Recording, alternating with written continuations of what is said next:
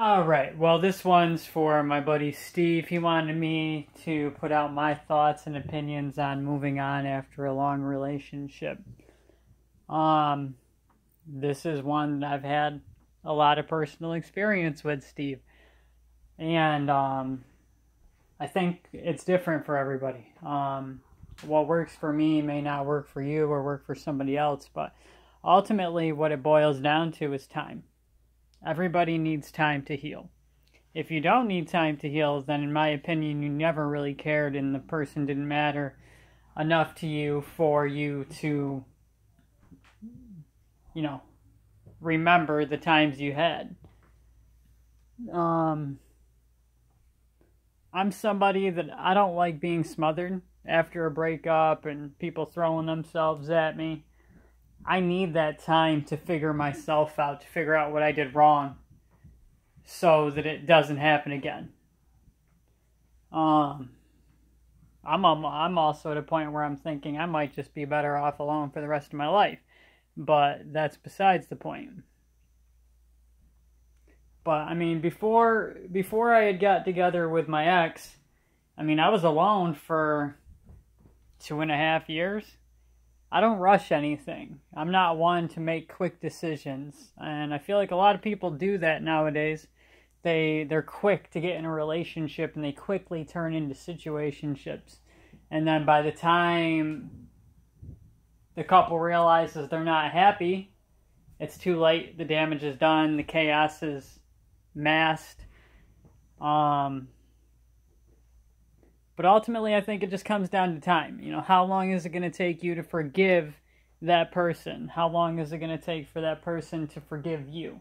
Because we're all human. We make mistakes.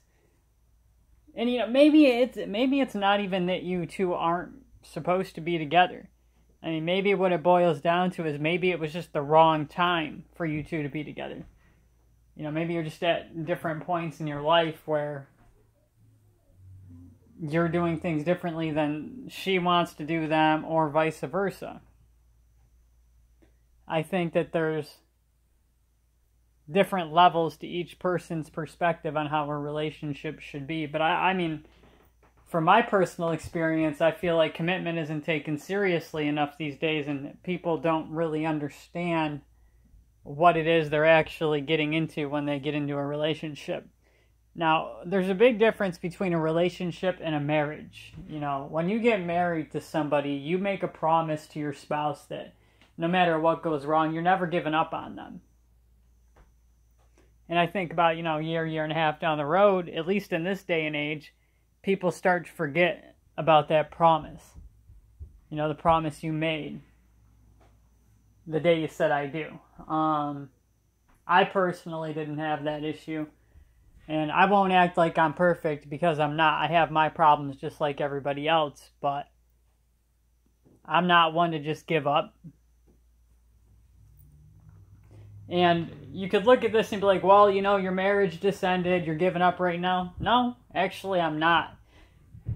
This isn't me giving up. This is me giving her her space, letting her clear her head, do her thing. If it's not meant to be, I'm not going to force it.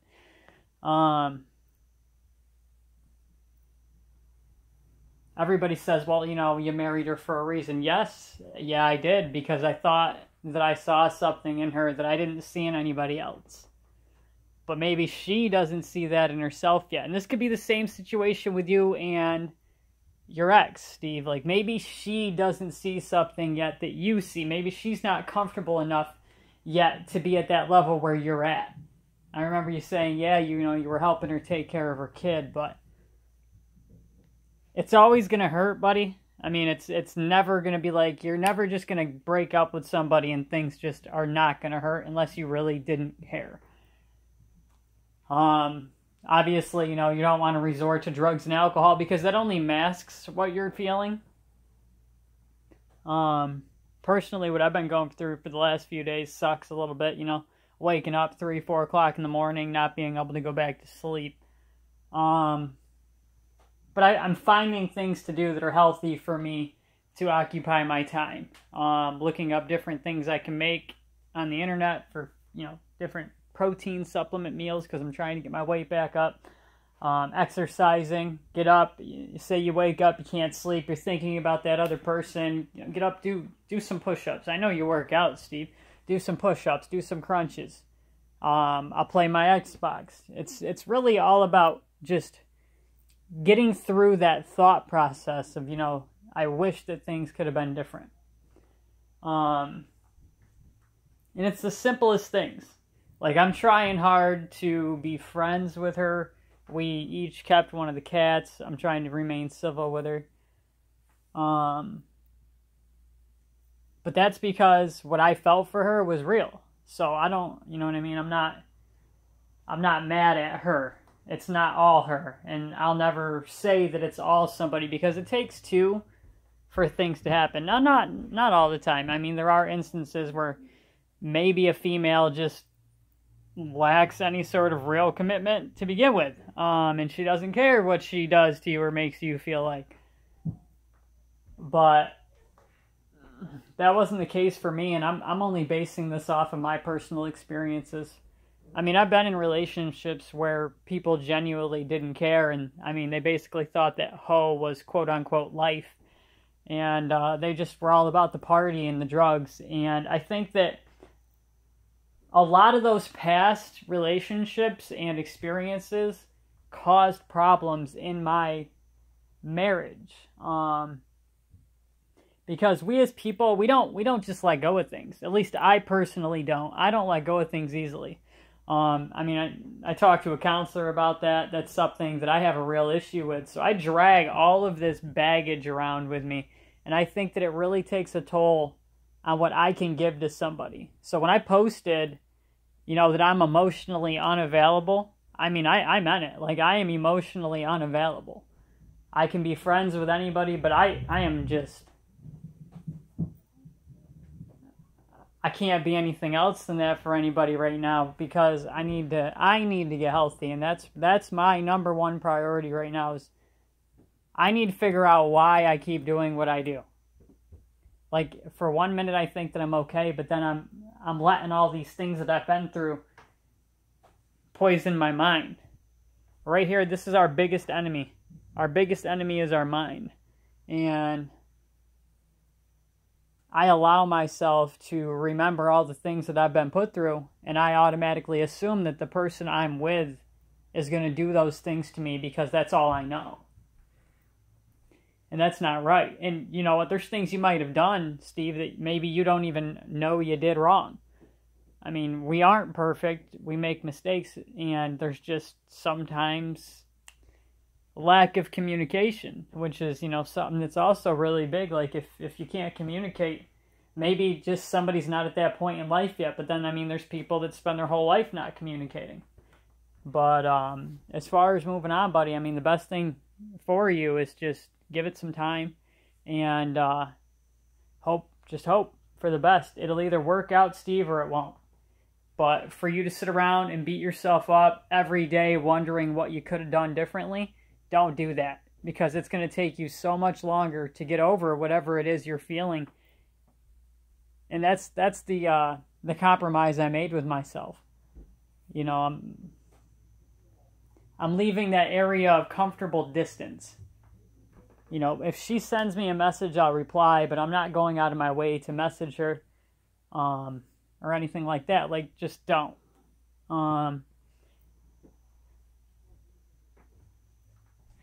That's about all I got for that, but I mean, there's no real set way to get over something. I can tell you straight up, drinking and drugging is not going to be a way to get over it. You might feel good temporarily, but it's going to go away, and then you're going to be left fighting that addiction again. And that's worse of a battle than dealing with a broken heart, because that shit can kill you. I mean, 7 billion people on the planet, bud. There's a lot of love out there. It doesn't do you a hell of a lot of good if you overdose somewhere or get in a car accident drunk and you don't get to experience it because you made a rash decision. So just be mindful, pay attention, and take your time. Little distractions are the key that I use. When I find myself thinking about Cassandra, I'll jump on the Xbox or I'll go for a walk. a walk might not be the best thing because that gives you a lot of time to dwell. But like I'll start working out. Like I'm doing a lot of push-ups, a lot of crunches. I'm trying to get my stomach back to where it should be instead of like, I mean, I posted a picture. I'm healthier than what I was back, you know, when I went to the Justice Center. But mentally, I'm not as sound as I need to be. I started taking this medication that the doctor gave me, and I'm hoping that it works. They gave me this Zoloft, and I guess stuff works differently for everybody, but I didn't really get the opportunity to see how it was going to affect me long term or depict the things that I was going through. But I think that I'm a lot more monotone now. I'm more thoughtful. I don't have those popcorn thoughts, the racing thoughts. And I think that that's what you need to defeat are those thoughts. Your mind can be your greatest weapon or your worst enemy. That's entirely up to you. When you notice yourself slipping into that thought process, just do something different. Do something productive. Do something positive. Don't do anything negative. And it'll pass. And you might have to do that for a while, bud. But it'll eventually stop. That hole will eventually fill itself up, and you'll be okay by yourself. And it's pretty much what I'm hoping for. So, yeah. I am open to any feedback, but these are my personal experiences, my personal opinions on this matter, and whether you can or can't relate to them, I hope that this does help you. But like anything else, you know, everything takes time, Steve. So, yeah. If anybody else would like me to give my thoughts on anything or another topic, I'm happy to do so. And I enjoy this. It's like therapeutic for me as well. And I feel like if I can even give my personal experiences and my advice to one individual and it helps them, then I'm doing something positive every day of my life. And I keep telling everybody, I just want to be doing better tomorrow than I am today. And that's my everyday mission statement. Like, I want to be doing better tomorrow than I am today. Today, so far, you know what? I'm doing all right today. But I still want to do better tomorrow. The day after that, I want to do better that day.